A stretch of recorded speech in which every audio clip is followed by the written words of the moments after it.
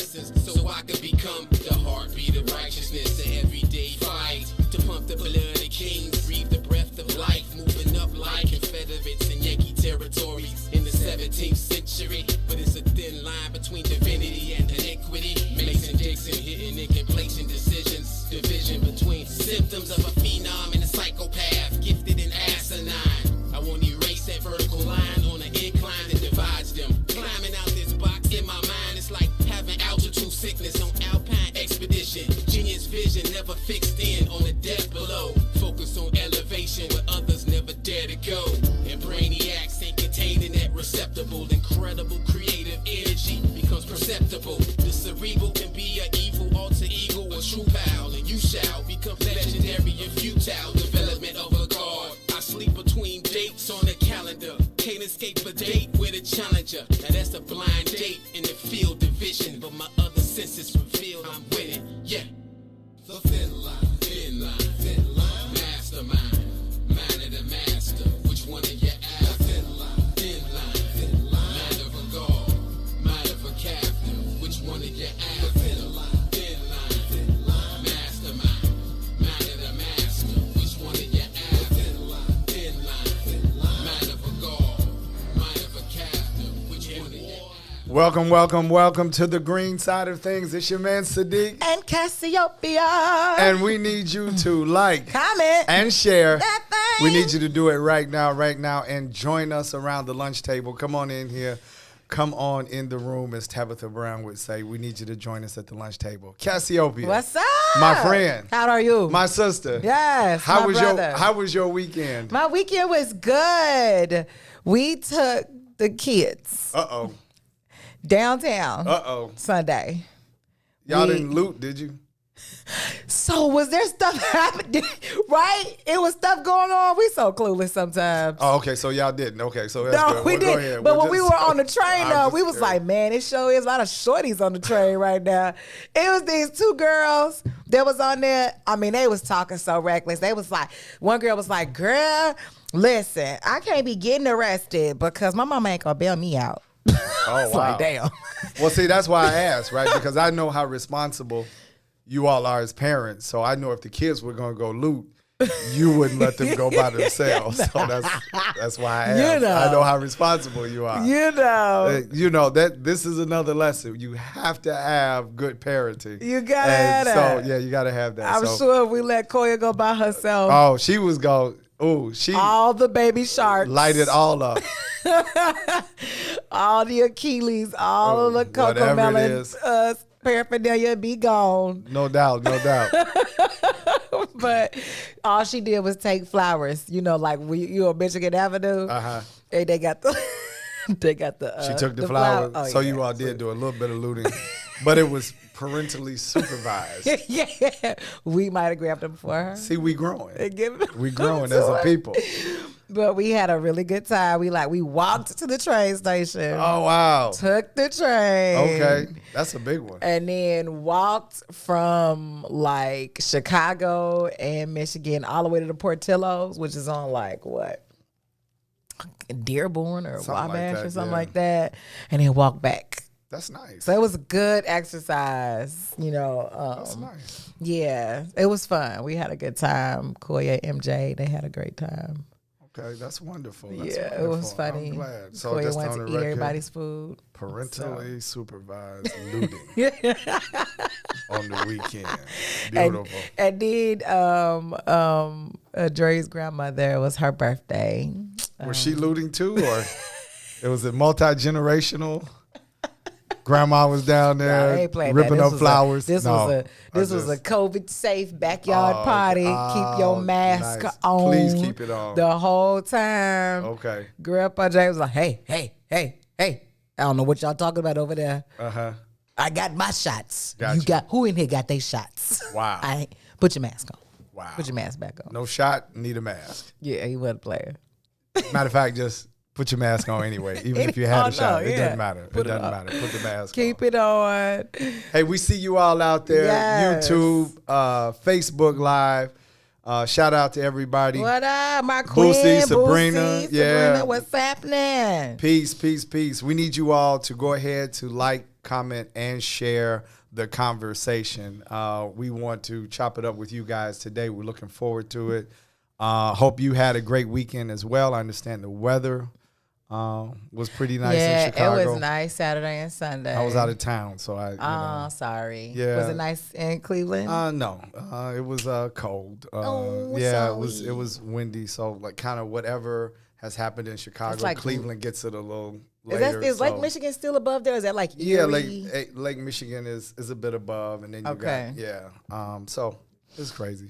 Yeah, it was nice, but it was I just want to say Thursday show was awesome. Thank you so much. It was amazing. Appreciate it, and all out there. Thank y'all that tuned in.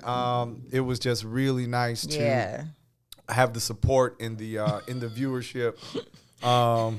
What's funny? Janessa said it's called pinching. Oh, talking about the you the pinch a flower or two or a root or three. Okay. So it's called pinching. So next time I will wink ask instead of did you loot? Did you all pinch? Just pinched a couple of tulips. The next time they pinch the whole downtown area, I'll be asking. The yellow tulips were amazingly fragrant. Oh, got it. Yeah. So you like, girl, you don't shut up. No. I just want to thank everybody for tuning in Thursday. Yeah, it was crazy. For your support, for our community, for our brothers and sisters that are in Israel with the deportation notices. We thank you for paying attention, and the many calls and emails that have come in since then. We really appreciate it. Yeah, how does it go? Is there anything? We will have an update. We don't have an update right now. It's about spreading the word and controlling our narrative, just what we do here on WIIFTBP Media, telling our story that comes from us to us, and not allowing other people to tell the narrative from their point of view. We thought it was important to get to the WIIFTBP media audience across the planet, because we have a WIIFTBP media audience across the planet. We do. We global, baby. We global. It's not just Chicago. It's just not, it's not Gary. It's just not the Twin Cities, but it's Indiana, it's Michigan, it's Florida, Atlanta, D.C., California. Yeah, it's South Africa, Kenya, it's Ghana. Yeah, so we have quite an audience. I got a question. Go ahead, please. Is the audience on Mars? I'm not going there with you. You can ask me that question later. Ron, so Ron, what you think, Ron? They just got me heated. Talking about space travel. Yeah, this is a gas up session, you all. Cassie is gaslighting right now. So I just want to say that. That's why she's smiling so hard. Ron. Yeah, Ron, what's up? Our super producer, LaRon Rilla in the house. What's up, bro? What's going on, y'all? Yo, what's up? Chilling. Thinking about this space trip. Yeah, man. I mean, I heard there's going to be like an all civilian, trip to space. Some really, really rich, I'm sure, white guy. He got his ticket, and I think he paid for 3 or 4 other people to go. And it's going to be automated. So he was talking about would you take a trip? Would you take that trip into outer space? And then Sadeek was like, no, expletive, whatever that word is, exclamation point, @ $, hashtag. Yeah, they set the Sadeek meter off with the whole... Going and screwing up the rest of the universe. We had screwed up this planet. All we gonna do is go out there and screw up another one, which is true. And let's be clear. When I say we, I mean them. I want to be real clear. So my stance on space exploration is real simple.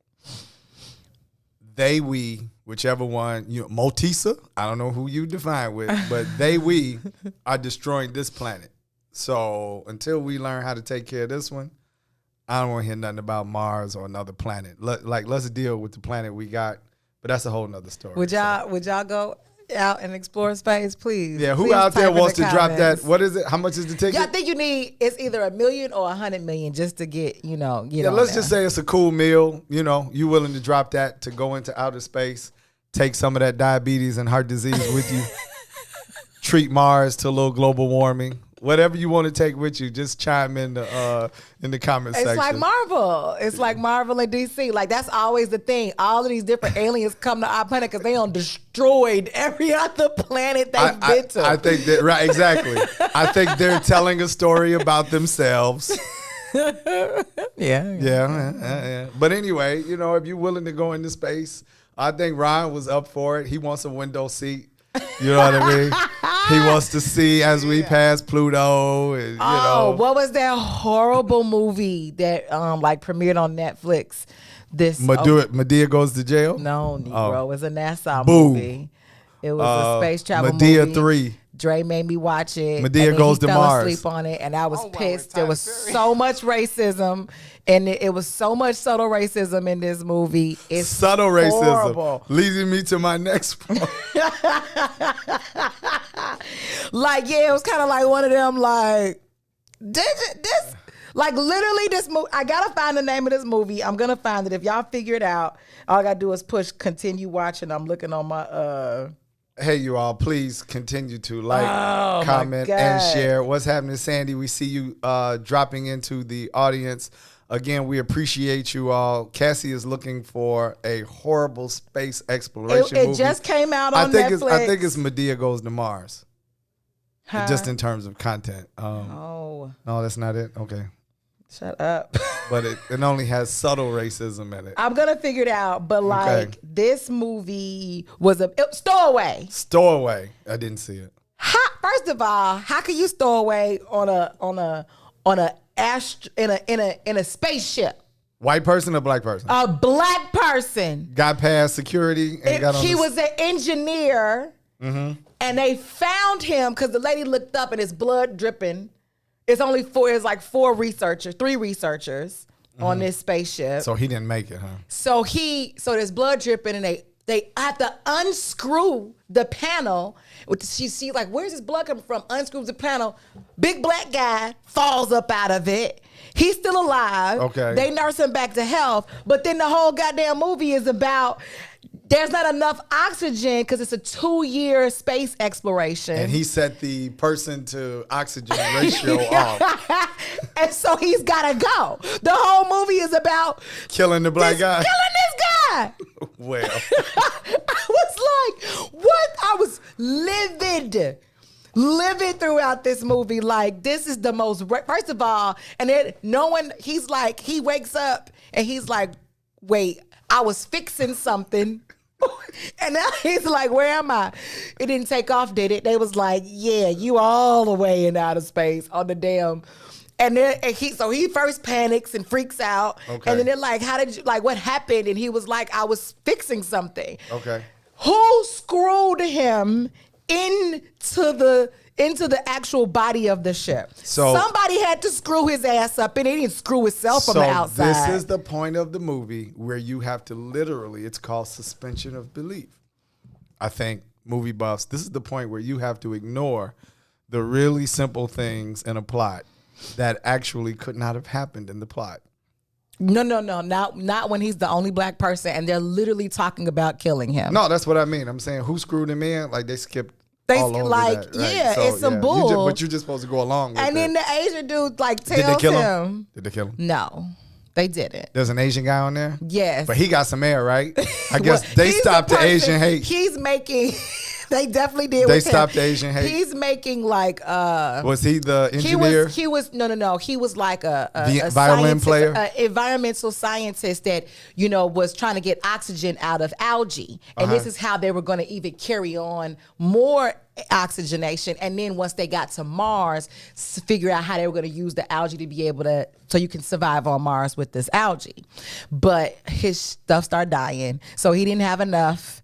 And then they had to do some ridiculous things to go find more oxygen, and the white girl ends up sacrificing herself. Is this a new movie? Because people are actually commenting that they were watching it, and spoiler alert.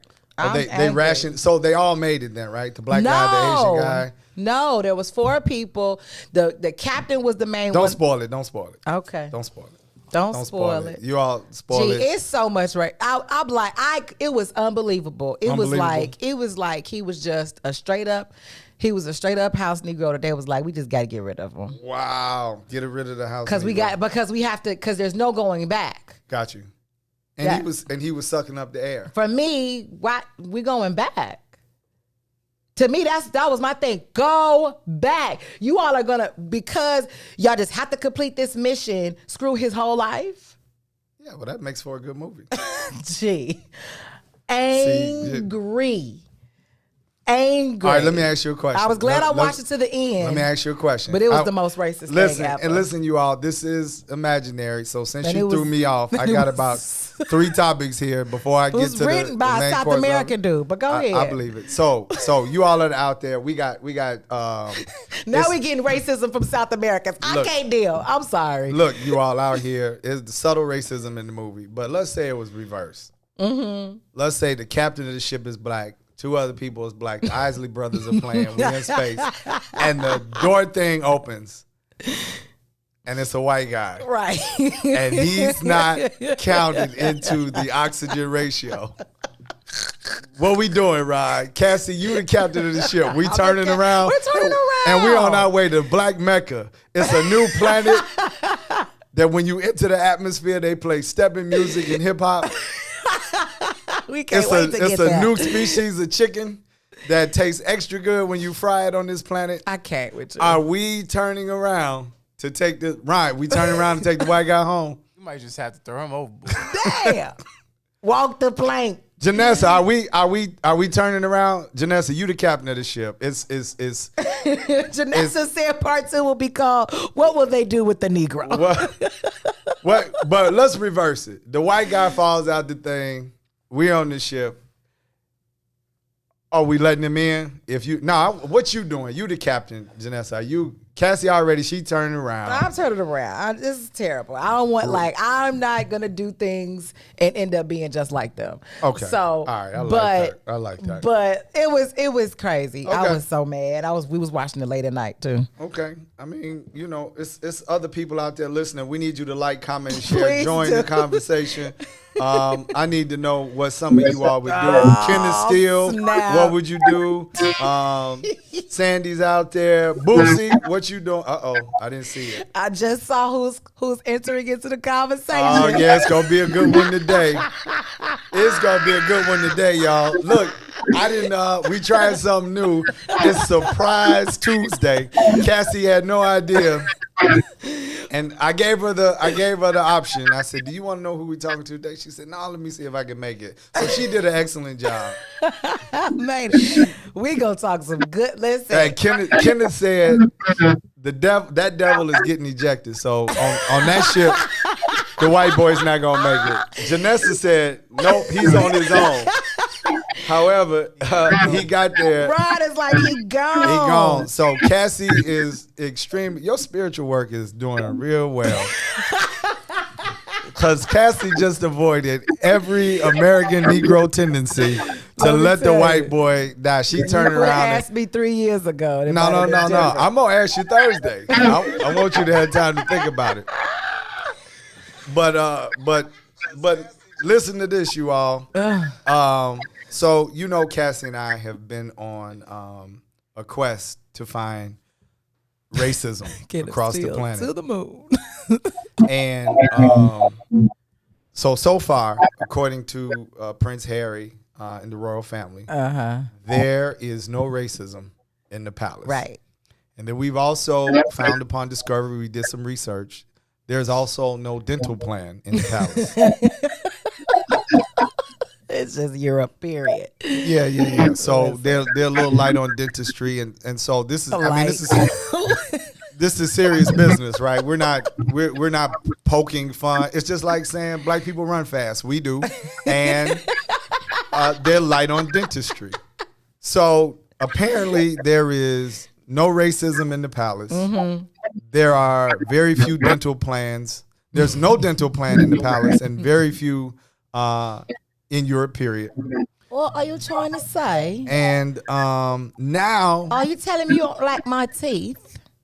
Yes, that's what I'm saying. What's wrong with him? You have a spot. It's not a spot of spot? tea. Yes, a spot. I have a spot on my teeth. Yeah. Yes, absolutely. So, Ron, check this out. There's no racism in the palace, right? But apparently, there's no racism in America.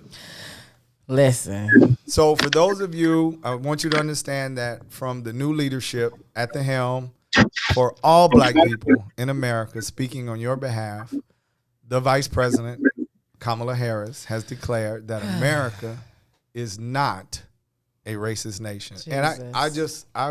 And and Jesus either.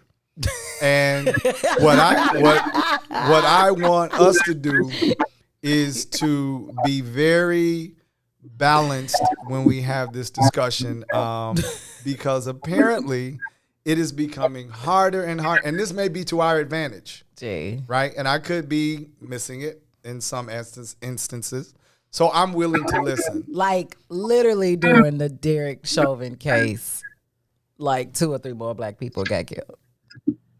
Yeah, from police brutality. But there's no more racism in America. No. I wanna be fair. Yeah, I don't want to misquote the Vice President. I'm listening. Her quote was, America is not a racist country.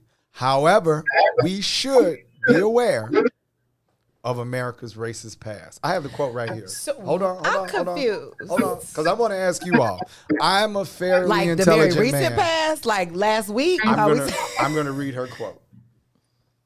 Okay. And let's address her properly. Vice President Harris. That's for all of you all out there. Let's stop with this Kamala business. Like they did with Barack. She is right. She is your vice president. They wouldn't call him president. Right. She is Obama. your I'm leader. related to y'all. What'd you say? Not related to y'all. You not Right. related to her? Okay. She said that America is not a racist country, but the nation must speak truth about its history with racism. That's what she said. That sounds like some Trump writing right there, boy. Isn't that it is now is that She read that script and she had to swallow something. is that political? Is that political When speak? she read that, hell yeah, that's political speak. No, I mean real talk. Is that political speak? Is because my question is, again, I'm working these days to be extremely fair and balanced. I don't want to, because she is a black woman. Uh-huh. She has had black woman experiences. She went to a historically black university. And, you know, my assumption is that she has black issues. And she's been men in blacked. Whoop. She forgot all of that. They was like, neuralized. Yeah. Whoop. Now Look say right it. here. Yes. Whoop. And then they said, read the script. And it was real easy because she didn't remember. She didn't remember. So she read a script. What do you all think out there in the audience? We all know that they got writers. Is that, Ron, what do you think? Political speak? Do you think that's what she really meant, or she was being extremely political? She's, of course, they being political. Of course, she's being extremely political. She's not retarded. So we shouldn't even hold her accountable for that statement, then, right? I mean, say all that. okay. I'm asking. Right. No. So, Unless okay. she's not in her own body no more. And you know they say that happens with some celebrities. That's my gossip. This Okay. is clearly gossip. right, because half of them are aliens anyway. That they're like not real anymore. Like once you get to a certain like level, and then like because they got like a whole thing on YouTube of like They it's on the called- other planet. It's like the glitch. It's called like this glitch where like you'll see like certain celebrities if they're in interviews and they'll just like blank out. And then they'll do like this and then like come back. And they showed like I think they showed Charles Barkley do it. Let's be clear. That was Barkley's diabetes. They showed a bunch of them. The other ones might have blanked out, but that was Barkley's diabetes. His sugar got low, and then he Boosie. came back. I'm sorry, Boosie. You're right. I won't say that word anymore. What did we say? She is. But we can't say Boosie. I'm not gonna say it again. You got to read it. Oh, okay. All right, we won't say that. Somebody. We decided that on Maisie's show. Okay, Boosie, let's just say this. Somebody is No, I'm not gonna do that. like delayed. Is that okay? Yeah, delayed is fine. I think it is. What is it today? What's the new term today, y'all, for people that are 2 seconds behind real time? See, and I'm not talking about those people. We're not talking about We're talking about people that have clear conscience and ability and have comprehension abilities. Got you. They are being slow on purpose. Okay, guys. So look, we got a couple minutes before we go to break. Actually, a minute and a half. We're going to talk a little bit about, has America moved past racism, right? Because we have a black senator, the vice president. No, this is real talk, because inside of the conversation of George Floyd, inside of all the conversations across the country, right? I find it extremely interesting that at high levels, at the very point where people are feeling very open about expressing how they feel about the country, there is a narrative saying that we're actually past racism. And it is not a very definitive, not a maybe, let's go into it, that America is not a racist country. So we want to be fair and balanced. We're going to start there today. We're going to talk about, and what's the goal? What's the goal for Black America in general? And then where we're headed. It's a new jar of Kool-Aid. So listen, you all, we need you to like, share, and comment. And we're going to bring on with us community activists, right? Community thought leader, right? And someone who's in the trenches every day. We're going to bring in our brother, Roland Davis. From Project 5000 and many others. You know him from the 79th Street corridor, where he walks up and down as the mayor of 79th Street with his Cheetos and White Castles from the Bob Beard Center. So we bringing back our brother, Roland Davis, when we get back. It's Sadeek and Cassiopeia. You're on the green side of things. We'll see you on the other side of this break. WIIFTBP and WIIFTBP. Media's just for you and me. WIIFTBP. Media's just for you and me.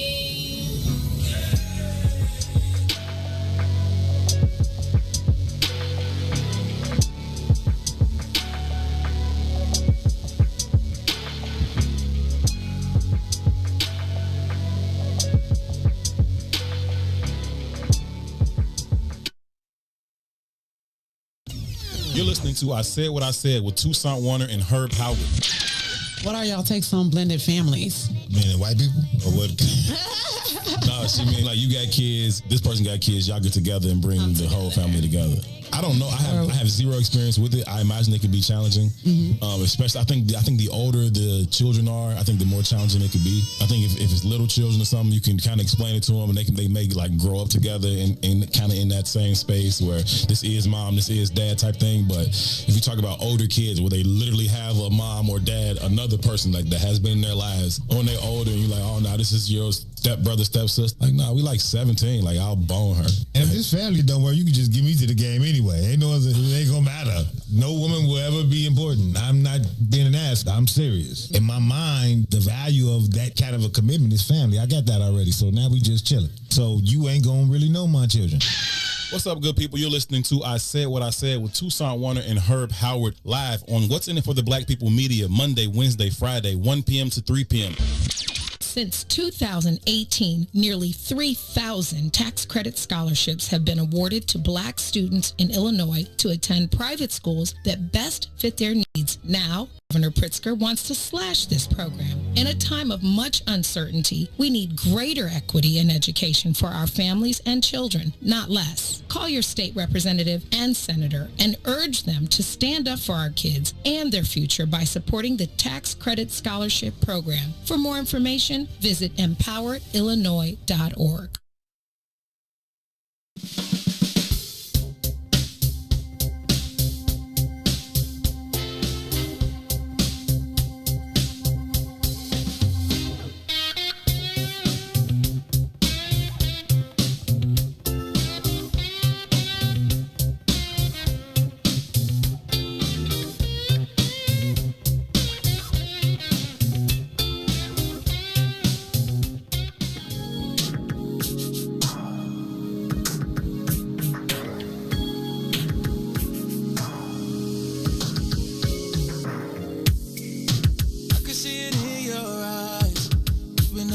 too many times, baby.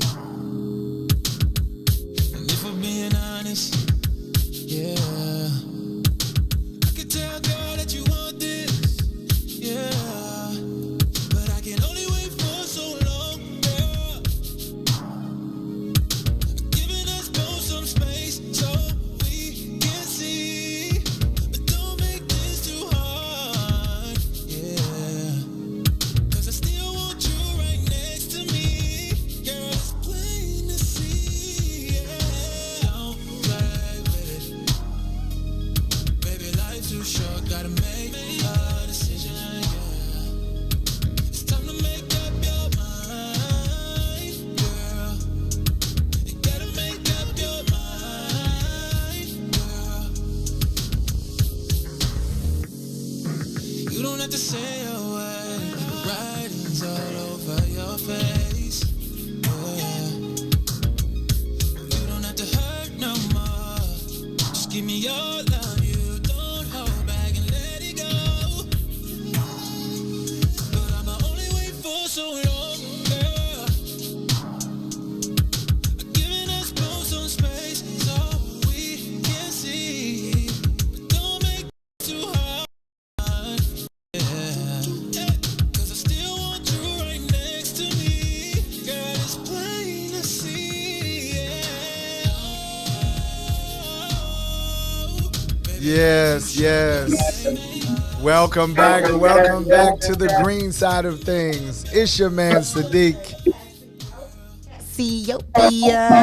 Yes. And we are back today, and we're gonna need somebody to cut down that background music. Sound. I don't know who that is with the reverb. I got it. I'm just giving him. We are on the green side of things. Listen, you all.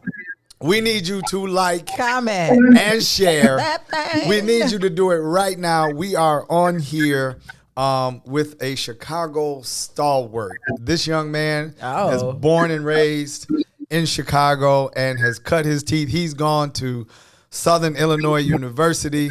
He is a man of the cloth, or as we call it, a member of Kappa Alpha Psi Fraternity Incorporated. He is he's been involved in everything from business to politics. This man actually sold me my first house. So this brother, we go way back. I appreciate him taking time out to be with us today. We want to talk about, and he has experienced less racism than most because he's lighter than Cassie. I can't. And can blend in at the table with most white people. So everybody, please welcome to the show my man, my friend, activist, businessman, and thought leader. I consider him Mr. Roland Davis. Roland, can you hear us? I'm happy, excited to be here. What's up, Cassie? What's up, Ro? Oh my God. Good. The stalwart. I'm trying to figure out, before we go any further, how I can get a cool background like y'all instead of this wall. That's not cool background. We are at the What's in It for the Black People Media Studio. So We gotta get you cleared through upper management. I get it. It's all making sense. Oh, okay. So Roland, before you joined us, we were having this conversation, and I want to take it for all it's worth because I think it's something that's happening across the planet. In all seriousness, we get these statements, and maybe this is why we can't find racism. A few months ago, Prince, I believe it was Harry, was asked, about racism. Yes. In the palace, and he said that the royal family was not a racist family at all. Zero racism. So there's no racism in the palace. And then we come across the pond, or the water, so to speak, and the vice president of America was asked, was America a racist nation? And she emphatically said America was not a racist nation. And so in seriousness, I'm sorry. Oh, I'm sorry. You fell asleep on your Chucks and Pearls. Yeah. So in all seriousness, I wanted to ask the question and see the value of it so that we can have a discussion. Have we moved past racism in America? Are we in a non-racist era? Or you had to shut the door on this one, huh? I'm trying to make my background racist. You look great. Well, thank you. Your head is in good view, Ro. Okay, that's all I'm trying to make sure. All right. Did you want me to answer that? Or? Yes, please. Well, personally, certainly I understand that racism is real here in America. I think that it really depends on what point of view that you're looking at it from. I would suggest that Prince Harry is not living inside of our reality. Maybe from the ivory tower and the lack of black people in his circumference, he wouldn't even really get a chance to experience racism at that level. So maybe for him, it isn't. I do think that here in America, and this may not be popular for me to say this, but I do think that racism is on the decline. That doesn't mean that there's a lack of hatred from certain people against our race, but it does mean that in terms of policies, procedures, and things that really make the difference, if you will, in our ability to move from where we are as a people to the next level, I do think that there is a decline in public policies that are racist. And of course, I haven't done any research on that, but just from what I can see on the outside. Okay. I'll go with that. Cassie, did you want to add something to that? I saw your. I can't argue it. At the particular moment, because I don't have the actual numbers either in regards to the different policies. I don't know if there's like maybe policy is on a decline, but then now brutality is rising up. I think we'd have to kind of look at all the numbers of like how many, black people are imprisoned right now. How many black people, have been able to get, particular, employment opportunities, how many of them have been able to get housing, how many been able to get actual loans, grants, all those different things, all those different factors as well. Just and compare them since, from all the way back to slavery. Got it. I in a situation in slavery, you never know. What the reason why I say that is because like we talk about, what is it? It was was it 13? That movie that came out in Netflix. It just talks about, the prison system was really put together, was a new form of enslavement. So, right, it changes its form so that it could, look as though things have changed, but really, we know that our numbers are grossly, what's the word? Understated, out of balance. Yeah, out of balance compared to whites and others that are imprisoned, compared to the amount of people, like black people that are in America. So, right, has it just changed its form, or is it truly, can we see some level of actual decline? Right. So, go ahead, Ro. Go ahead. Cumulative decline. Yeah, no, I think maybe the question that becomes, the way you put it, racism may be on the decline, but, not a lack of hatred. And what I felt in that was, I think part of the issue we may face as a collective is actually the definition of racism. Right? What do we define and what do we see? Because I personally think that I carry a different definition of racism than most people. And the reason I do is because I went in to dissect racism for myself. So I went into the textbook definition of it. I went into my experiences as a person. But what I found missing from the definition of racism was actually the definition of colonialism. and how it affects an entire population, right? And then I dug into the fact that racism has been defined by Europeans, dictionary-wise, and what we may consider actual racism. If we consider how words and definitions and etymology come into play, that black people didn't define racism. We have experienced what we call racism and have been on the end of experiencing this this colonial existence, but we did not put the definition of racism together. So I think it's interesting that we may all be carrying different definitions of racism. So when you say as a blanket, does racism still exist? Is this a post-racial country? You brought up a very good point. From Prince Harry's viewpoint, it may not exist. From Kamala Harris's viewpoint, it may no longer be because she's the vice president. She may feel that there is no racism in America, but she did say we had to acknowledge its racist past. But that coupled with your answer made me ask the question, then for many of us, what is racism? How do we define it? Because we all may be working from different definitions or points of view. Well, I remember looking up this definition some years ago, and it was all of us have a prejudice, right? We've all got some prejudice for whatever reason. We don't like something, we don't like somebody, we don't like a group of people because of our own biases. But what separates prejudice from racism is the actual power structure that's included inside of it, right? And that was a part of the actual definition.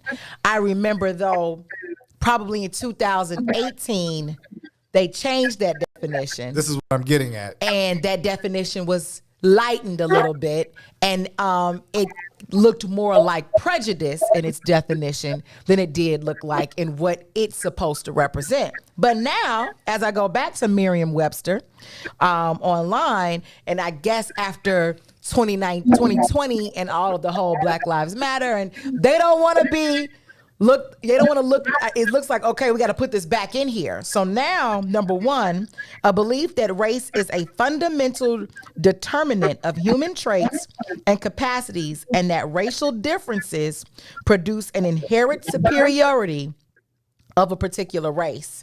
And then what they start doing, which is very new, and I guess I haven't looked at this dictionary in a long time, they got these different quotes from people now included as examples.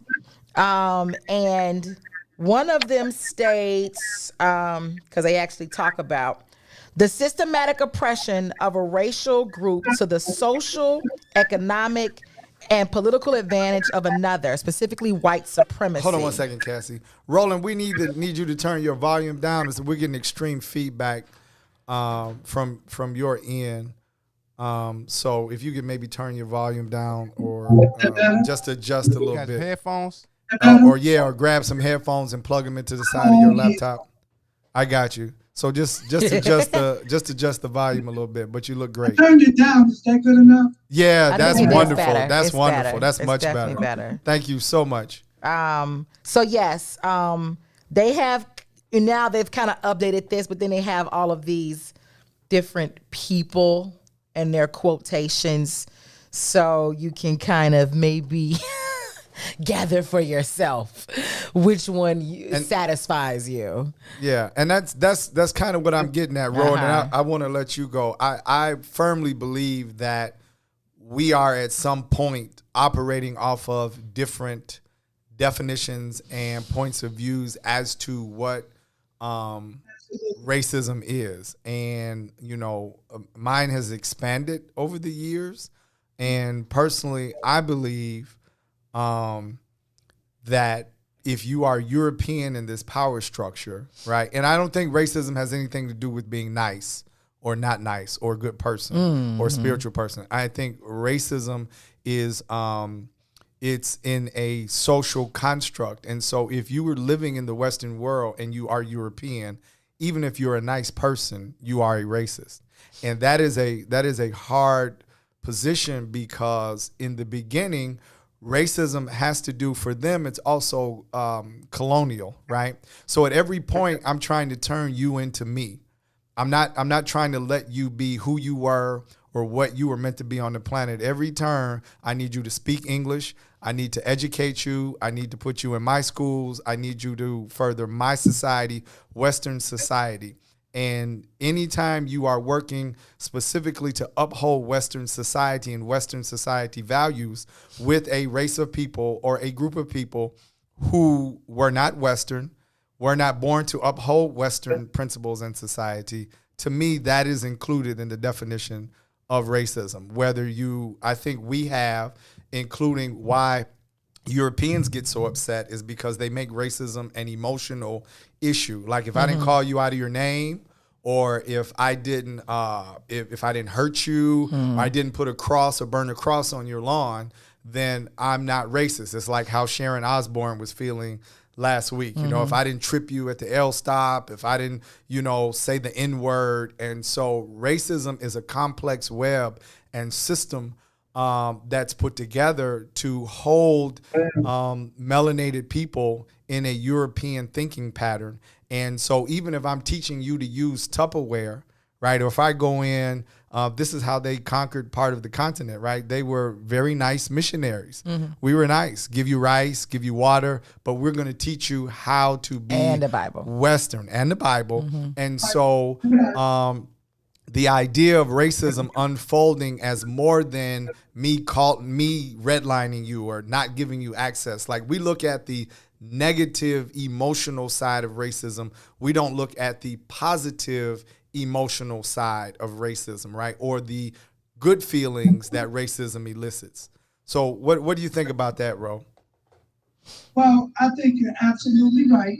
I think that there is, in listening to what you're saying, I think that when I speak about it, I'm speaking from a structural point of view in terms of access in our government, access in other areas. I know that, our system is not perfect, but I do think that, the racism that we had in the 60s in terms of public policy and things that would make it difficult for Black people to maybe get into corporate America, those things have changed on some level. I think that we have to acknowledge it. And I think that you're absolutely right. We are coming from different points of view. Like, I think that part of the reason why, for example, it's difficult for us to agree on what freedom is because freedom is relative to different people. And, my definition of freedom may be different if I'm not living in a circumstance that would be obvious to me that I'm locked up. You know what I'm saying? So there are a lot of different points of view. I guess for me, as a person, racism, I'm done fighting that battle. I've spent as much time fighting that battle as I'm going to fight. So for me, I know that it's present. I know that it exists. It just doesn't exist in my world. Right now, I'm not chasing racist cops or people that call me nigga or whatever. I'm chasing a market share of our community. Yeah. And that's where my focus is. So I oftentimes don't run into racist people. They may be racist, but because I'm not looking for it and it doesn't fit in my vision going forward, it's irrelevant to me even when I bump into it. So you're attracting something different when you with the people that surround you, no matter what they were beforehand. Once they come into your presence, it's a different energy that's going to be exchanged because of your walk. We talk about this. We and Sadeek talk about this all the time, on the show about that. That's kind of one of my missions for our people is walking in your divine self, walking in your light. And saying that might sound a little bit out of this world, but when we kind of drill down to the types of practices that you can start instilling into your life, you will start to have a different world around you. You will start bringing different types of people around you. You'll start bringing different types of energy. You will find things that are going to serve you and in ways that you'll be able to give back as well. But yes, I that's so profound. And to your point, racism doesn't serve me when I'm trying to conquer the world. Come on. And, oftentimes the best example I can give you is that people say, when they're not from Chicago, and I mention if I'm out of town and I say I'm from Chicago, they may say, oh, you live in Chirac. Right. And I say, no, I don't live in Chirac. I live in the kingdom. And inside my world, people ain't getting shot. People ain't dying. It may happen, but it usually happens when I'm not there because I'm mentally just not there. So, whatever we choose to focus on, we have I think that we bump more into it. Yeah. And so I'm not saying that battle isn't real. It's just that I've graduated in my thinking to a point where I've realized that battle, and there's some people going to be fighting that forever. I want to chase a market share. Yeah. And whatever it looks like to do that, that's what I'm on. I'm just glad you brought up that whole piece in regards to Chirac, and that's not, a part of your world.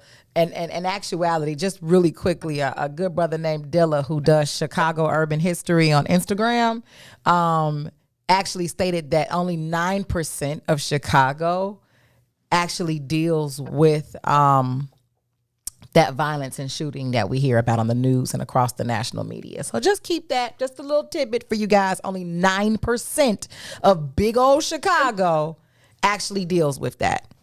The rest of 91%, clean, free for you to go ahead. I would argue that 9% that's dealing with that are dealing with it 90% of their time. Yes. So let me ask this. Let me ask this, Roland and Cassie, because I love where you're headed. But I want to parse this discussion, and this may take us up to the break.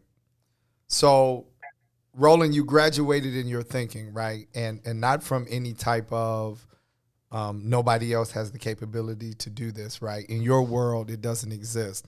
And I feel the same way because I think that we buy into things that have been said. So, for instance, I have been on the continent. I have been in forums with people who were born in Africa, live in America. And I personally, right, in my personal interactions, I'm talking about one-on-one, have never had someone born on the continent say, I don't like Black Americans. But the narrative is Africans born on the continent don't like us. But I've never had, and I've had people invite me into their homes. I've had them go out of their way to literally clean and prepare their kitchen so they can make vegan food based on this young Black boy born in America, right, who has an affinity for Africa. So personally, I don't live in the narrative that we don't like Africans and Africans don't like us. So I understand that concept wholeheartedly. But when it comes to, let's take racism and violence, you brought up, hey, I don't live in Chirac. Is there a way in an honest question and fair, balanced way, is there a way to get the community there? Is that just a space for you to live in?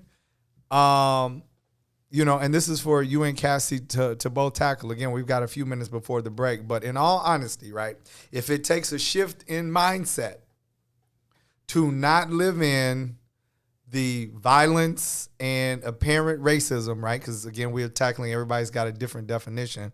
How do I get to that space so that we aren't crying on the news every weekend, enough is enough?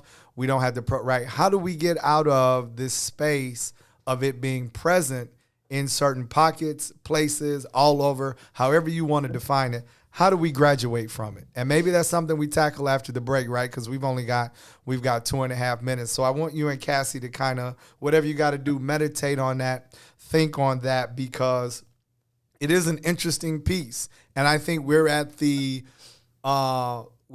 pivot point, and I say this every week. I think we're having discussions that we don't normally have. And I think for us to be responsible spiritually, professionally, politically, I think we have to start putting things on the table that we don't normally discuss, because if we continue to do the same things that we do or have been doing and we expect a different result, we are communally insane. If you continue to do the same thing over and over again and expect a different result, that is the definition of insanity. So how do we move out of what appears to be just an insane concept, right? Like this, whatever's going across the nation, whatever is happening, how do we redefine it for ourselves and use our own power to move past what's happening in the streets, what's going on. So you talked about graduated in your thinking. As we go to break, I want you and Cassie, when we come back, to attack this idea of, does it have to be in our world? Is it just you that has the ability to lift yourself mentally out of it? And if it's a skill of mentally preparing our space, how do we teach it to the community so they can graduate from it as well? So we're going to go to break. I want you guys to tackle that on the other side. You're on the green side of things with Sadeek and Cassiopeia. We need you to like, comment, and share. We need you to do it right now. Bring some more people around the lunch table as we continue to discuss, is America no longer a racist nation? We'll do that. You're on the green side of things. We'll see you on the other side. WIIFTBP. WIIFTBP. Media's just for you and me. WIIFTBP. Media's just for you and me.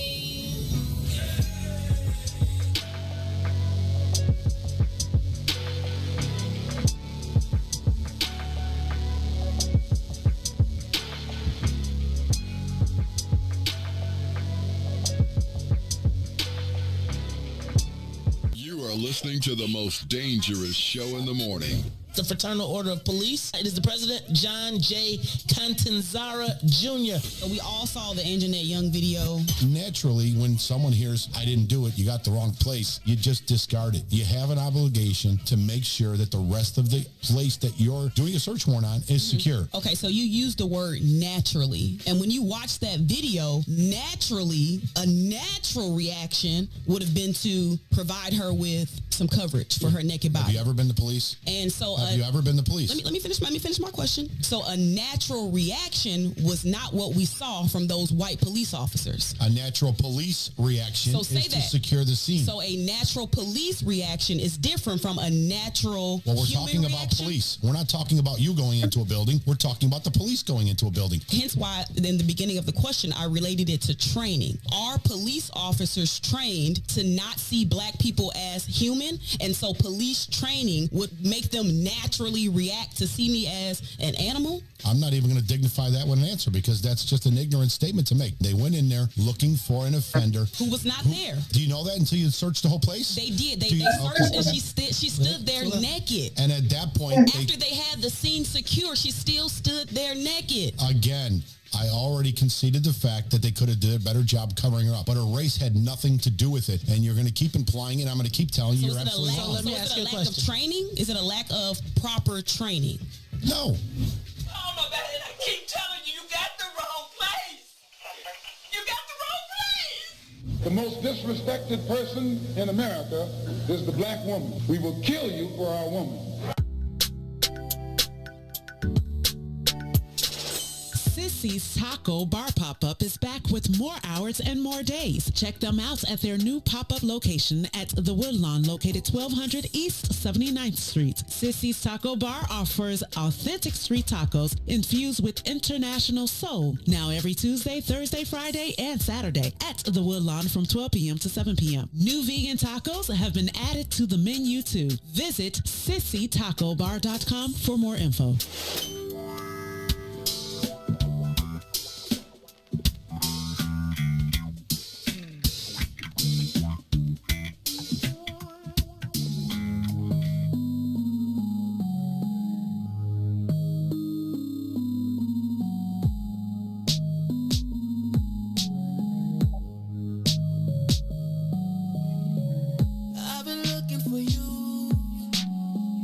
You've been looking for me.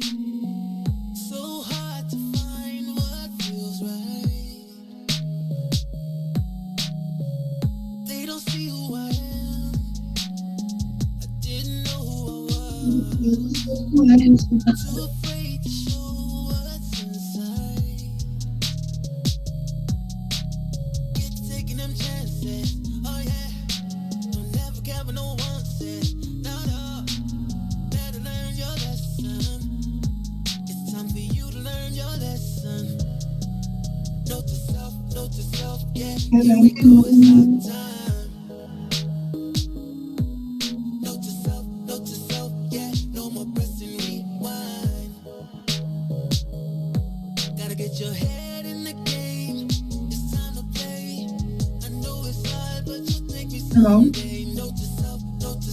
Yeah, I'm on the radio show right now. We don't like, who's this?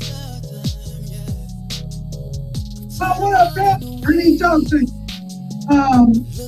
Yeah, I'm doing a radio show and we're on break. So, yeah.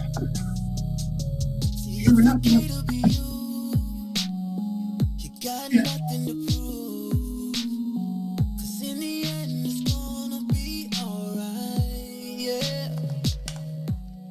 Yeah. I know the whole thing. Welcome back. Let's put him on mute.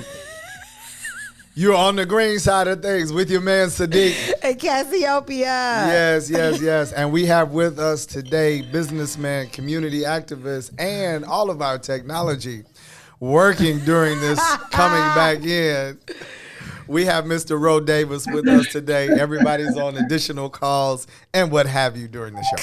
So we need you to like, comment, and share. That's We need you to do it right now and bring some more people around this lunch table. Sadeek. Come on back from getting your sandwich. Hopefully it's plant-based.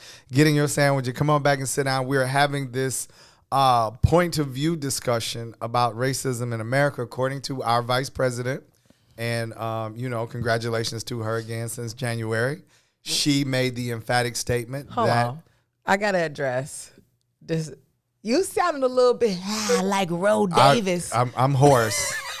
I'm hoarse. I got my Ro Davis voice on. So what he be saying? What he be saying when he go live by himself? Everybody, welcome to YouTube, Facebook. It's your man Ro. So anyway, I sound a little bit like Ro Davis today, but welcome back to the lunch table, you all. Welcome back to the green side of things. Please like, comment, and share, and join the discussion. I brought up before this, Brother Davis was saying that not racism, but he was talking about community violence, the side effects or the symptoms of racism don't really exist in his world. It's not his focus. He's gone about as far as he could go with that and had graduated in his thinking. And so my question was, is this a system that we could share with the community and maybe pockets of the west side and south side, particularly some of the places, South Shore. Can we put them through this program so they can graduate too and pull some of that awful policing out of the community? But in all seriousness, and Cassie, I know you are a fan of using our inner spiritual powers, right, to move us forward and not necessarily always focus on external circumstances.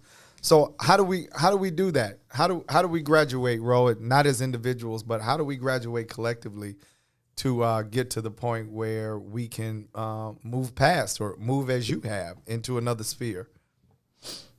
That's a great question. I would argue that we will never move past it if we don't graduate. Because those things will always exist somewhere, but they just don't have to exist in our world. And I think that when we understand how the universe works and we understand the power of belief and power of focus, I don't really know how we get around the reality that some of our people in our community face unless the leaders, I'm talking about those people that write the news, that make the news, I think that we've got to change the narrative. But I think in order for us to do that, we've got to change our own narrative. So that's what I'm focused on right now. And somewhere, I believe in that process, I'm looking to have enough influence and enough capacity, if you will, to spread that message. But beyond that, we will always live in a conundrum of our beliefs. And those things are real to us, just like what I'm saying is real to me. But I just don't think, I think that if we're waiting for white people to say, hey, I love you as a group, and hey, this shit ain't gonna happen. You know, I think that it's a place that we've got to lift ourselves out of. It will begin with our leaders, people like yourself, myself, and others who make a choice. I chose to graduate from racism. I chose it because when I looked at the fight and I looked at the people in it, a lot of us that chase that rabbit end up broke. And they end up in pain, intrigued by the oppression. It's almost like oppression porn or something. You know, I see the stuff happening. I just ain't indulging in it no more. And I think it's really different. I'm tired of it, you know? Yeah. Yep. So, right. For me, I think it works like this. No individual can wait for somebody else to do it for them.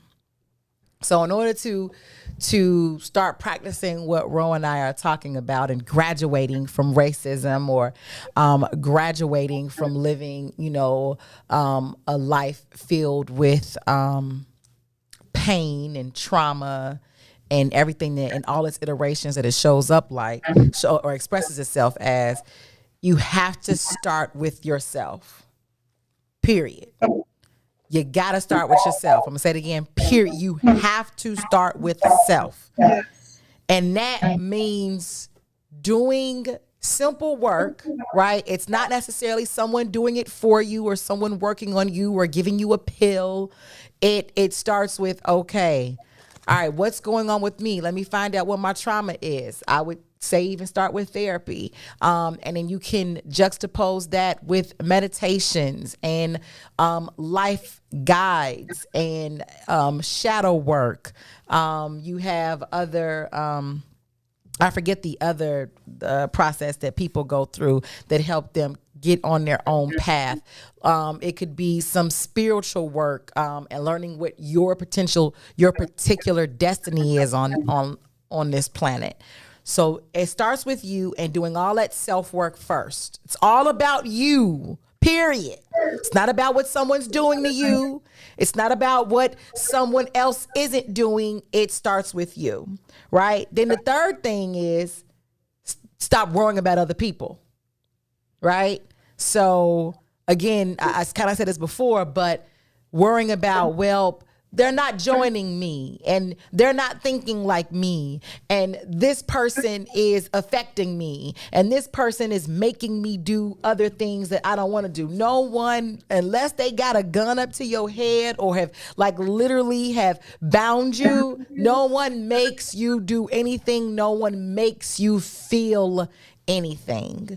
You are responsible and accountable for all of your emotions, for all of your actions. Period. You may not like what someone has done, and after you don't like it, you feel an emotion, but they didn't make you feel that emotion. That's your response. So I would even say for people, you can start with the book called The Four Agreements. It's a great place to start, and once you kind of get on that path, you can find other, you know, there'll be offshoots that'll, you know, kind of keep connecting you to help you on your journey. After, again, you've kind of figured out it ain't nobody else's problem but yours, or not, this journey is only yours, then you can start living that out loud, right? So once you start learning it and understanding more about yourself and dealing with your trauma and becoming a more accountable and responsible person for all of your actions and feelings, then you can actually kind of walk in that path and live out loud. If you're a social media person, start saying those types of things on social media. If you're not, that's fine. Just be the best you amongst your family, friends, peers, and colleagues at all times. And you, again, are not here necessarily to point your finger and tell other people you need to do what I do. Just be the example. When you're walking in your light and your trauma is lessening day by day and you feel good and you're happier and people's opinions and things and judgments that they might say to you, you're now just able to just hear them and listen and not necessarily say, you did this to me. They'll pick up on that. And either the people who want to change themselves will then start to inquire what you've done, or they're going to move around, right? And they won't want to be in your space anymore, again, which makes your world even better. And then again, I'm going to say it again. This is the last piece. Don't worry about what anybody else is doing. Once you start worrying, you are now back in the same vicious cycle that you were in before. And I think that actually kind of on a grander scale, as Ro was talking about, if you're concerned and worried about when white folks are going to actually stop being nice to you, then now you're back in that same rut. And you're now outside of yourself and your walk, your destiny, your purpose. And as we keep doing that, more light bulbs in our people will start being turned on. And then others will start to say, okay, I'm seeing all this light around me. I want to get this light. And those who don't want the light, let them go and fade into the darkness. And you mind your business and you let them be who they want to be.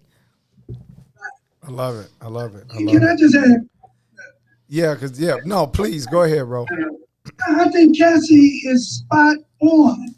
I would even go so far as to argue that people are showing up and disappearing in our lives. Yeah. In direct proportion to what we believe and what we expect. Come on. I would say that you won't be able to get that close to me if you're not living in my conversation. Life is a conversation. Yeah. So the answer for those people who are deciding or trying to figure out how to get or graduate, if you will, from the world that they're in to the world that they would like to be in, change your conversation. So Life is a Yeah. conversation. Yes. Because we built a circumference of what we believe in our conversation. Yeah. I love it. So let me go here because I have one question, but I want to back up to a question that's been asked in the comments. And I love your point, Ro, about it was your choice to graduate, right? It was your choice to, change your energy, change the conversation that you're in, and then people, places, circumstances, events rearrange themselves based on your choice, right?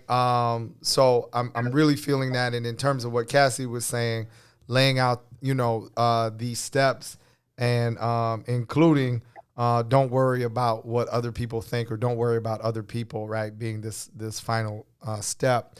But one of the comments in the section here of people, again, we appreciate you listening and paying attention to the show, is, do you feel we chose slavery? And that is people have, Cassie and I have had similar discussions, and she's not talking about in some sort of negative way. We purely in this discussion of choice, right? This discussion of I graduated, I'm in a different place. Did millions and millions and millions of people, because caught in that reality, right? Whatever that reality was, did we choose slavery based on? Because if you can choose to get out, it was also, I'm going to go with the flip of it. If you can choose to get out, it was a choice to get in for discussion's sake. So curious to what you think about that. I'll start with you, Ro. Did we choose slavery? I don't know that anybody in their right mind would consciously choose slavery, but I would argue that it was definitely in the cards. And if we could zoom out, it may be a part of a process in terms of building a people to have dominion over the world. And so I believe that, it was a part of a process. And, it definitely was the Creator's will. I think that, I don't know that anybody today will consciously choose to be in a bad position, but I do know that breakdowns create breakthroughs. And sometimes that experience of being down can become a catalyst to go to the heights of our potential. As screwed up as our world, our reality, having been a part of that experience and the desire to transcend it has brought out of our people a spirit that I think that is undeniable. I'm not saying that we couldn't have gotten there otherwise. I wasn't born then, so I can't speak to it. I can only say in this moment, in this hour in 2021, I'm not choosing slavery, I'm choosing prosperity. That's right. So, right, that's a deep question, and I don't think it has a very simple answer. Of course, it's like Ro is saying, no one in their right mind chose it. But I think as it comes to universal agreements, I believe that there is a cause and effect to everything, or there's a consequence for every choice that we do make. Mm-hmm. And as it may seem, as the way we have analyzed history for ourselves, there's a set of our ancestors that seem to have broke a covenant and had lost the way, their particular way, what anchored them to this planet and what gave them prosperity. They broke it. And with that, unfortunately, that type of breaking a covenant doesn't just affect them, it affected all of their people. And we are the descendants of that. And from there, once the missionaries came, the Bibles came, the different types of ways came, the guns came, the gold in which the way that Europeans presented it came.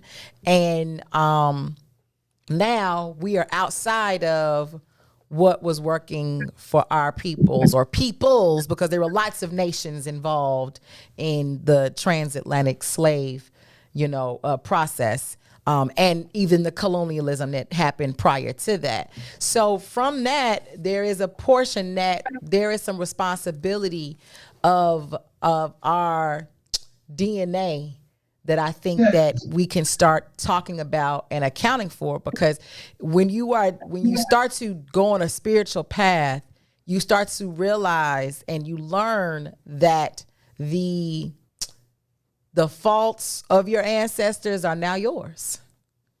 And if we aren't willing to correct that, then we will continue to succumb to it. So taking the time now to start getting back to that time frame where that covenant was broke and finding a way for us to mend it back together again so that we can pull ourselves up out of it. Because the other aspect of it is when we start talking about colonialism or just warring nations, period, that's before Europeans, like Africans was warring with each other. What do you call them? The Persians were warring with each other. Whatever level of Asiatic people were warring with each other, but willing to fight. So what happened even to our fight during that time before getting over here? And they're actually in Shaka Zulu, they kind of break that down, what ended up kind of happening, because the Europeans weren't able to actually, with Shaka Zulu's his army, they weren't able to physically take on West Africa. But because they worked at that thing and slowly got them to keep drinking this Kool-Aid, they were able to lose their, drop your guard. And then after that, and then they started making friends with all of his enemies. And boom, now we are here today. So we have to start. I think it'd be to our benefit to start thinking about those covenants that was broken and praying upon that, meditating upon that, connecting with our ancestors as best as possible. And I say this, and I don't want to sound like some gypsy, you know what I'm saying? But it's real though. It's very serious. It's very real. And this is something, and that's a part of your self-work. Because the more you do your self-work and your divine work and finding out what your destiny is, it then starts to connect back into the larger responsibility of us all. And once we all are back into that divine space, now we'll know how to really connect on a large level to push this thing back into balance. I hope I ain't lose nobody. No. We, I think the attendance only dropped off by about 50%. But no, in all seriousness, I love that, Cassie, because a part of how I feel and what we have studied, even when you get into ancient Hebraic philosophy. I stay away from theology and religion altogether because this is the real experience of a northeastern African tribe of people. It is handed down in their memoirs that they were always presented with choice. You know, Moses is recording saying to the people, you know, I set before you this day blessings and curses, life and death. But he said, you choose. And then he went further to say, I pray that you choose life. So all throughout the ancient understanding in scriptures, we find that there was always choice. And that the ancient teachings from that northeastern tribe, right, and group of tribes, because we're talking about 12 tribes, when you get into that, right, this family, they have taught over the years that it was actually our misunderstanding and our breaking of a covenant or our choice that led us into certain what we would call modern events, right, or state of relations with the nations around us, because we chose, you know, we were aware and we made a choice, and it's similar to what, you know, I teach about diet, right, and it may sound, and I'm trying, I can't remember the word you use right now, but I think oftentimes that I try not to sound like somebody that's saying something unreasonable, right? Because heart disease is a choice. Diabetes is a choice, right? It's not, you don't wake up and get it, you give it. Now, whether you're aware of the choice, right? These things that we have. And I think that as we begin to examine racism, where we are, economics, our plight, right? That we have to begin to take responsibility. Yeah. And even look at our ancestral responsibility in how we got here. Yeah. You know what I mean? What is the road that paved this way? Because if we're always disease victims, right, then we can't rise above diabetes because it just somehow magically lands in your bed with you at 37, right? If we are always asking for solutions from a Western European political infrastructure, right? In terms of how, if it's always exterior, then how do we move past it? How do we make the choices? How do we graduate? How do we go to the next level if the ability and the choice are not internal? Yeah. And we have full autonomy over whether we do that. You know, I wake up on a daily and almost a weekly basis and examine the fact that once you begin to ask somebody for fair housing, once you begin to ask somebody for clean water, once you begin to ask for these things, you have already acquiesced your power. Oh, yeah, absolutely. Because we were already born free. We were already born sovereign. We were, right? You can't submit paperwork for sovereignty. Yeah. Right. You can't. Right. Once I get to That's filling something out. that's taken. Once I get to filling out forms, right, and I'm Well, you already give it to yourself. Yeah. Right, and you don't have to give it to yourself. You're born that way, right? Like as soon as you came here in this physical form, which I believe you chose to do, as soon as you land here in that physical form, you have the rights and the access to everything on this planet. And that is a huge discussion, right? Because there are certain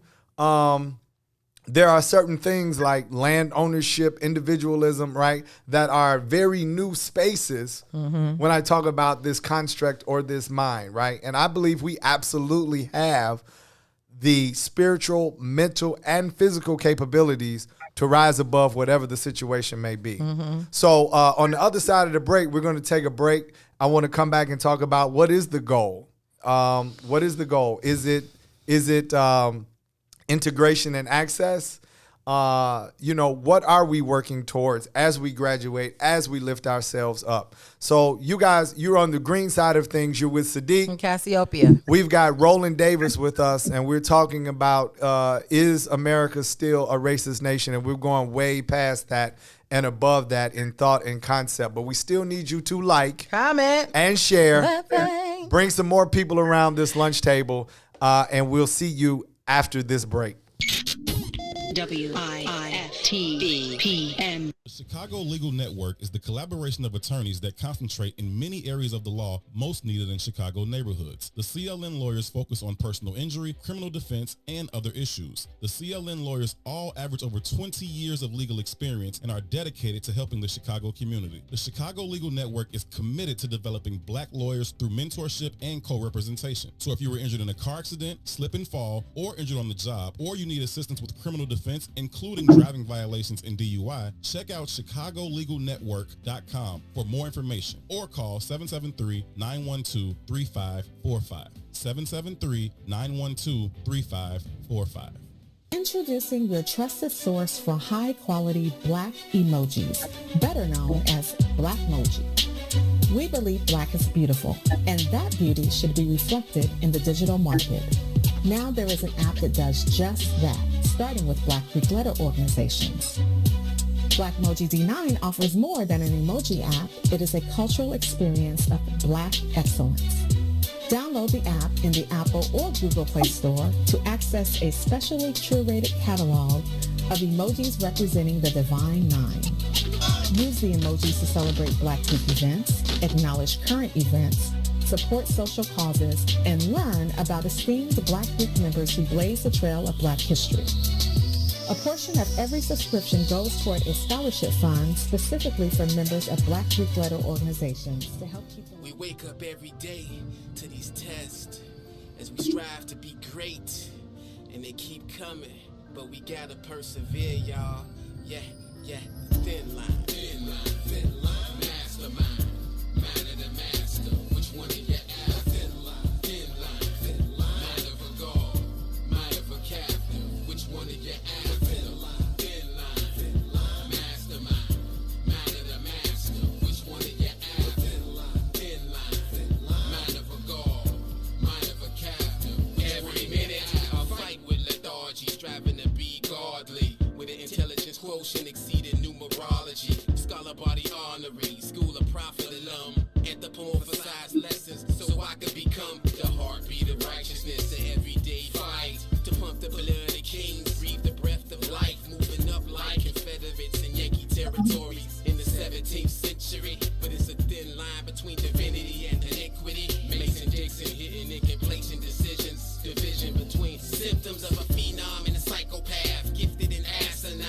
I won't erase that vertical line on an incline that divides them. Climbing out this box in my mind, it's like having altitude sickness on alpine expedition. Genius vision never fixed in on the depth below. Focus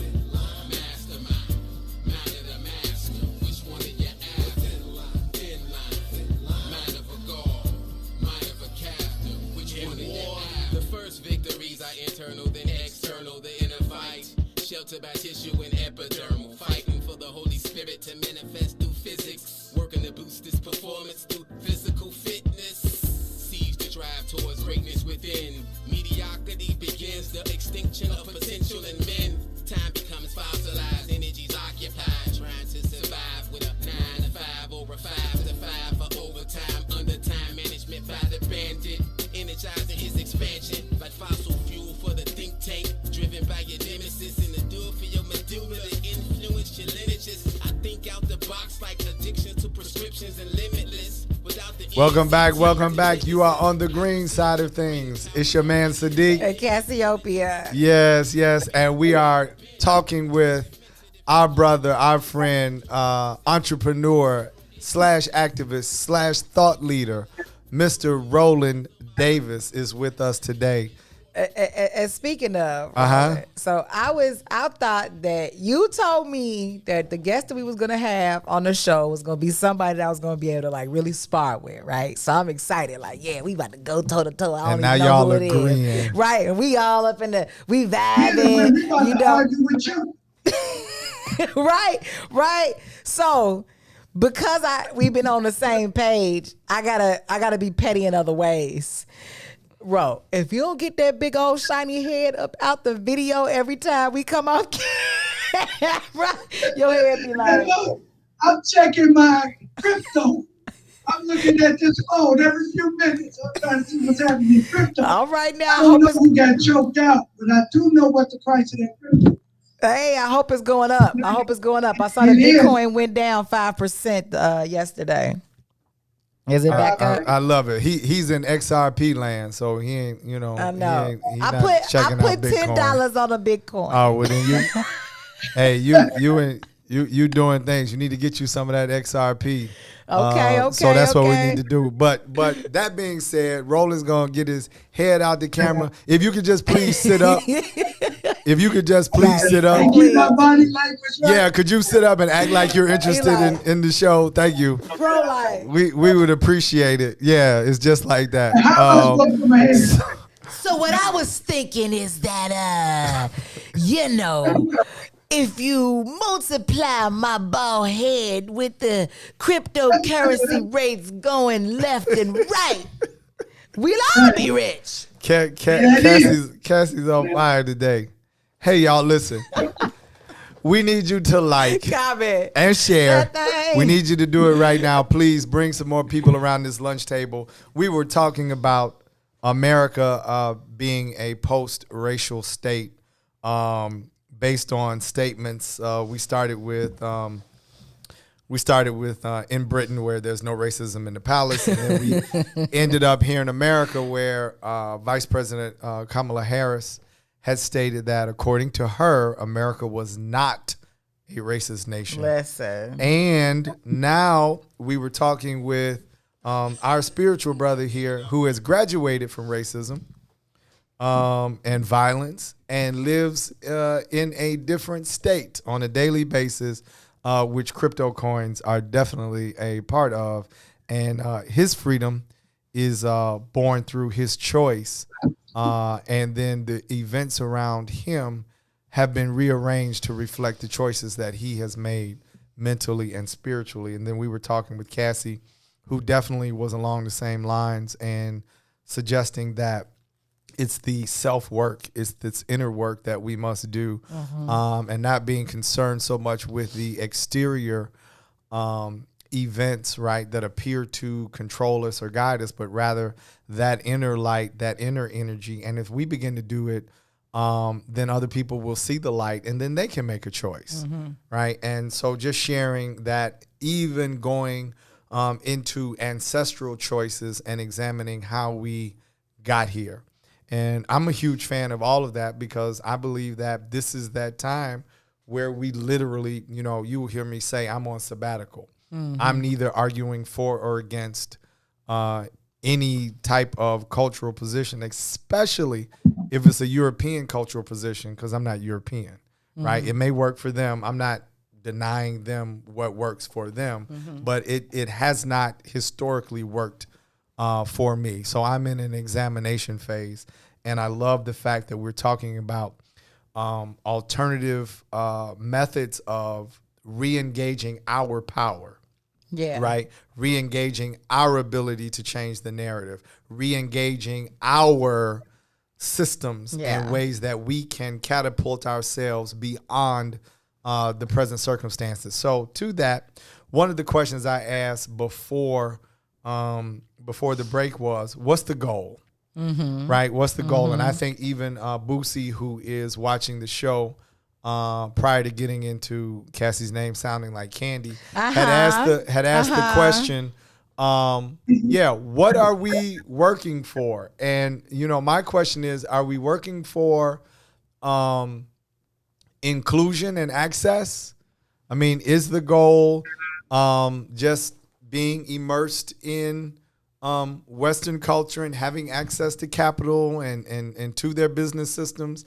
Is that the goal? Or do we not know what the goal is and we're just throwing things against the wall to make them stick? So, Ro, I'll toss that to you. What's the goal? Well, I think that you bring up very powerful. I think that our confusion around what the goal is where all the divergence is. I think that, when we look, just take the house nigga in the field. I think that the way we define freedom and what the goal is will determine our actions. The guy that's working in the hot sun has a different goal than the guy that's in the house. But when the guy that's working in the hot sun talk about running away, the guy that's in the house think he done lost his mind. Yeah, and right. That makes sense to him because he's in a different place. And I think that until we can consolidate an idea of freedom that aligns everybody's goals, then it'll be on that point that we will all take different paths.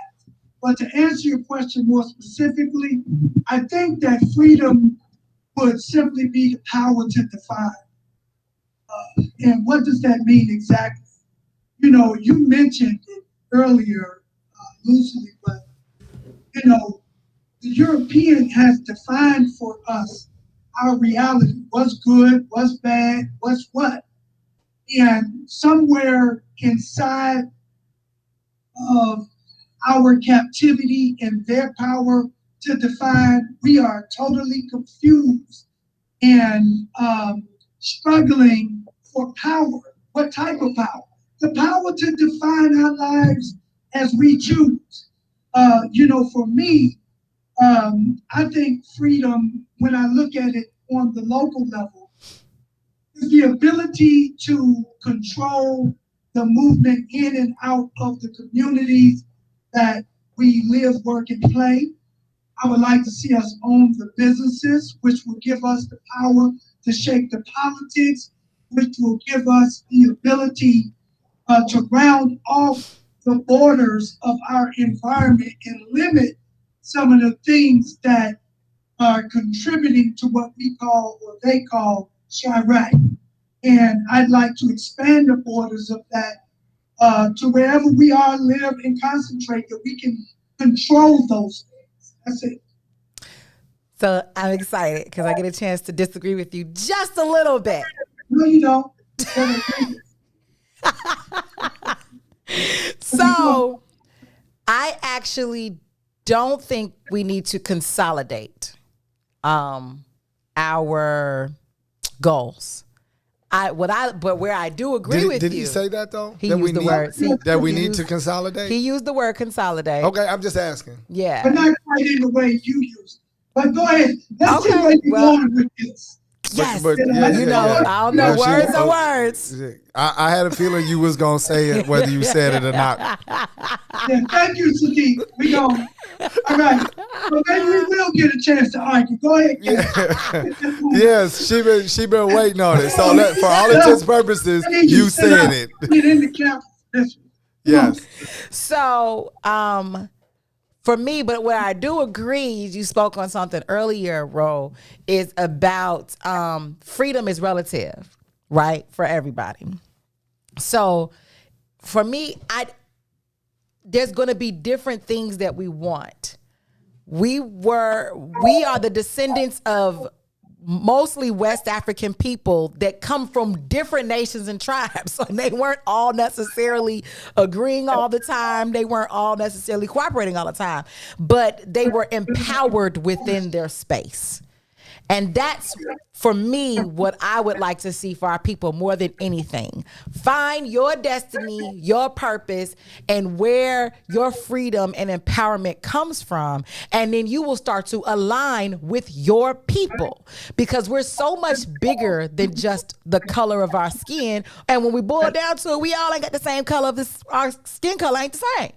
Right? So we can start aligning with the people that are like-minded with us and be Sadeek always trying to what go on with your point, we can start aligning with the people that are like-minded with us and start having those groups push forward with community purposes, cultural purposes, and what those subsets are. As I hear you speak, Ro, what you're talking about in regards to market share and to having our own businesses and to shaking up policy, having the correct representation, I'm actually on that path. I think that is a great way. That's not everybody's way. As we talk with Sadeek, hell no. You want to get the hell out of here. Yeah, Sadeek gone.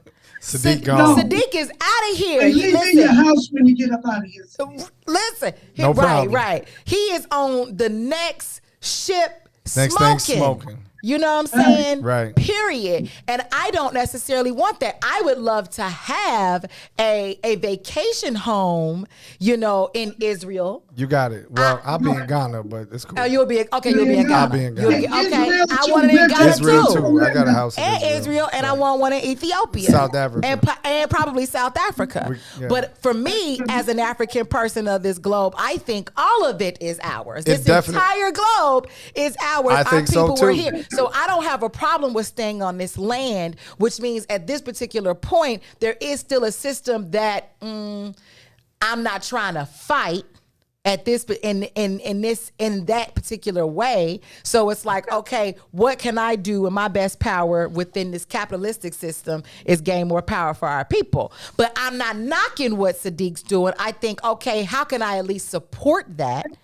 How can he support what I'm doing? How can we support what you're doing? It doesn't mean that we're completely in alignment with each other, but there is, I think, a respect for each other, and then seeing where we do align. Right? And then also accepting that there might be sets of people that we will completely not align with. Because what happens, no matter how we got here, there are some of our people who have adapted the same way Europeans did when they came out of Africa tens of thousands of years ago and became something different because they're living in the northern cradle.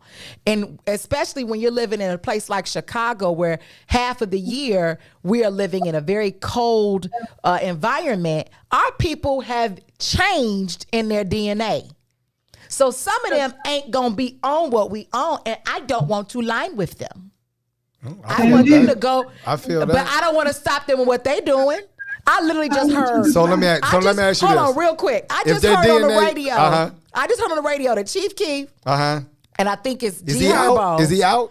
Yeah, he in California. He chilling. Oh, okay. Chief Keef and G Herbo want to buy because the projects over there on 63rd are being sold. Okay. And they want to buy them. Okay. Right? Now, I ain't knocking it. Get your property, get your hustle, do your thing. I don't know if I'd want to live there or live like how they live. Oh, no. But I don't want to stop them. No, they are a different type of people than I like to rock with. Got you. You know what I'm saying? I feel that. I love them. So we got to come I back. ain't rocking with you. Not in that way. I'd have to see something different. You bring up some great points. We don't disagree, we gotta. Wait, what you say, Ro? He not disagreeing with you. Don't disagree. I don't disagree with your point. Foiled. Foiled again. We might do that. Come on. No. Listen. No, listen. First of all, I don't agree. I don't disagree with Cassie either. Come on. Well, depends on who's watching the show. Let me say this though. you talked about people and their DNA being changed. Yeah. And I think the way that we find out which ones of our people, if their DNA has changed, those are the people who no longer have rhythm. If you have a cousin and they cannot do the Casper slide, their DNA has changed. I get the joke. No, I'm serious. You think I'm joking? I know, but you but- gotta find a way to. No, I'm Right, but there's a teasing. lot of our I'm people. teasing. They still get all their rhythm I know. and all of that, but That's they live a more cold weather type of lifestyle. I got it. Which is disconnected, which is not communal. Right. It's very angry. Very. You know, and it's deep. It's deep. You know what I'm saying? Which is what the transformation of the European took. Like, we gotta, like, also, I think a part of our regaining our covenant is actually owning the fact that white people are us. Real talk. They are our people. We did something to them. Something potentially happened to them. They migrated north because they was like, screw y'all. Y'all was on some bull. We going this way. And damn, this way is cold. And in order to be able to survive this, they had to become something different. I love it. I love it. I love it. I think we have to lay everything on the table. Yeah. I think we have to lay everything on the table. Ro, go ahead. No, I agree with Cassie 1,000%. You know,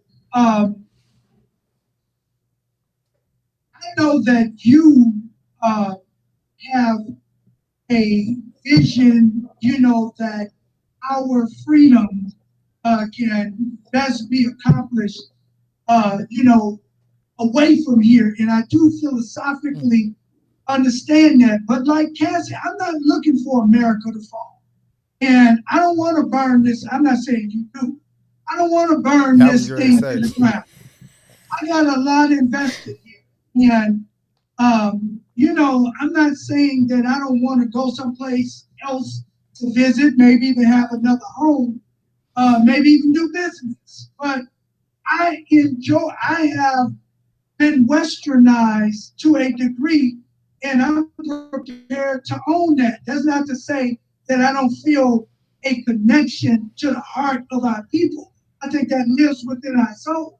But for many of us, we've only known America. We've only desired the things that Americans desire. So the very idea that, you know, we're going to go someplace else, some of us will do that. But I don't think that those of us who decide not to are wrong either. Not saying that you say it, but, you know, I do want to speak to that point. Yeah, well, let me say this. I love the fact that we can sit down and have the discussion, right? Because I was born in America, but I think for me and the people who think like me, the solution is not here, right? Because it is, I live in a concept of reconnecting with ancestry, reconnecting with the best space to reconnect with this universal energy that you can't do in a concrete jungle, right? You can't do it. Like, you got to get on the grass, you got to get in the soil.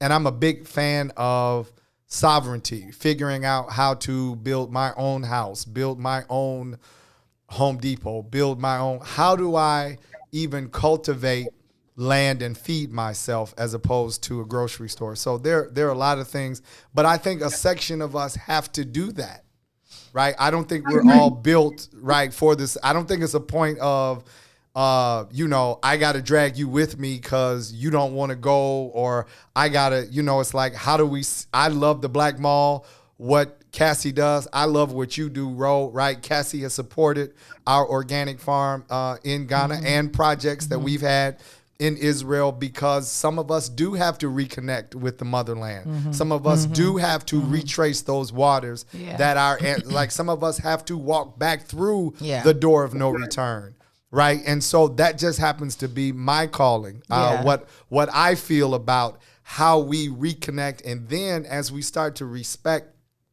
and learn each other's spaces, right? We put this global net back together that there can be no place that's, because just as I'm in agreement with you. The whole thing belongs to me. So that being said, I've got to be able to plant myself wherever I feel like. There is no place off limits, right? So if I want to reconnect with the continent, right? If I want to repair the relationship between man and the soil, if I want to work at relationships with people who are indigenous to the continent and the diaspora, then that's something that needs to be done. Other than that, it wouldn't even be in my spirit to do it. Right. And so we all have ways that we are working to move past the current plight of our people. And it doesn't limit us to us all doing the same thing the same way, and engaging the same aspects, because we're going to need all of the tools in the toolbox in order to continue to make things happen. And I'm a firm believer of that, and just appreciating the conversation that we are having and have had today. So we only have a couple minutes. What's up? I'm just seeing the comments from what I was talking about Chief Keef. And Boosie, somebody talking about something. He got a warrant here. Keith can't come to Chicago. Well, that's why I asked you. He can own some property though. Yeah, he can definitely own some property. He ain't got to come. He ain't got to come here to make money. Use the virtual real estate locator, Chief. Come on now, don't get come it. into Cook County, right? Because we can't promise you nothing if you if you land at O'Hare. You know, how far away I am from Keith. I didn't even know he was still making music. No, I hear that he like runs the industry for like all like drill music. Like if you trying to get in this game, you got to go through him. Like he out there bossing up in California, real quiet. So somebody got him some good advice. He got good advising, and he's doing his thing. Okay. Well. Yeah. Well, shout out to Chief Keef. I'm actually glad he's not making music. Yeah, well, and we're glad that he has apparently made a choice and rearranged his world as well. So we want that for all of our people. So listen, you all, Ro, thank you for joining us today. We really appreciate it. We got to have you back because it was an excellent conversation. And these are the types of conversations that we want to have on the green side of things. We want to talk about the natural, the sustainable, and the cultural, and we want to bring it to you in a different form and fashion. Cassie, thank you for today. Thank you, sir. Really appreciate you. And you guys out there, and Facebook, YouTube, all of our live viewers, please join us Thursday. We'll have Sister Africa Porter with us. She is on a mission. She is out there doing a whole lot. What's up before we go? What happened? Who said, man, none of them could afford to purchase the Parkways. I mean, that was stated too. It was on the Air Lover show on 104. Oh, okay. They said Michelle Obama could buy it though. Yeah, well, maybe she will. I mean, who knows? Hey, according to your vice president, there's no racism in America. Ro Davis made a choice. He's not even experiencing being black anymore. He is a being of the planet. Come on now. But you can catch him on 79th Street with a bag of Flaming Hots. Look, it's the green side of things. It's your man Sadeek. And Cassiopeia. We'll see you Thursday. And as always, peace.